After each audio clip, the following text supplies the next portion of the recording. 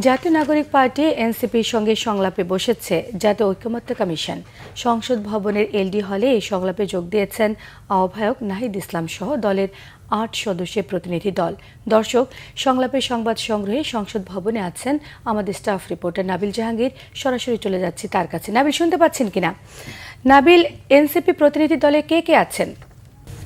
সোমা, আপনি জানেন যে নির্ধারিত সময় 10:30টায় কিন্তু আজকে এনসিপির সাথে ঐকমত্য কমিশনের যে বৈঠক সেটি শুরু হয়েছে এবং এনসিপির যিনি আহ্বায়ক রয়েছে নাহিদ ইসলাম, তার নেতৃত্বে আক্তার হোসেন, হাসনাত আবদুল্লাহ, সরোয়ার তুষার, নাসির উদ্দিন পাটোয়ারি, জাবেদ রাসেল, নিভা ও সামান্তা শারমিন, এই 8জন কিন্তু এইখানে যে বৈঠকে তারা অংশ নিয়েছেন এবং তারা স্বাগত বক্তব্যে নাহিদ ইসলাম বলেছেন যে এই জুলাই গণ অভ্যুত্থানের মধ্য দিয়ে জনগণের মধ্যে যে রাষ্ট্র সংস্কারের আকাঙ্ক্ষা তৈরি হয়েছে সেই আকাঙ্ক্ষা বাস্তবায়নে কিন্তু তারা কাজ করবেন এবং সেটি নিয়েই তারা আলাপ আলোচনা করবেন যাতে জনগণের যে আকাঙ্ক্ষা সেটি বাস্তবায়ন করা সম্ভব হয়। এবং নাহিদ ইসলাম যেটি বলেছেন, শুধুমাত্র একটি দলকে কিংবা একটি ব্যক্তিকে সরিয়ে অন্য একটি দল বা ব্যক্তিকে ক্ষমতায় বসানোর জন্য এই গণ অভ্যুত্থান হয়নি।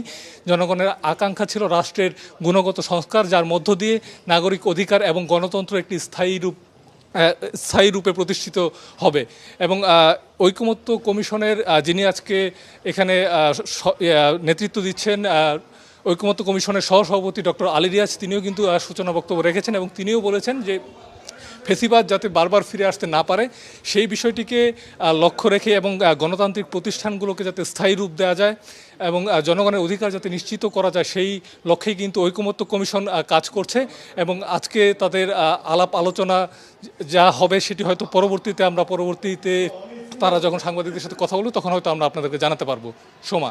নাবিল, আপনাকে অসংখ্য ধন্যবাদ।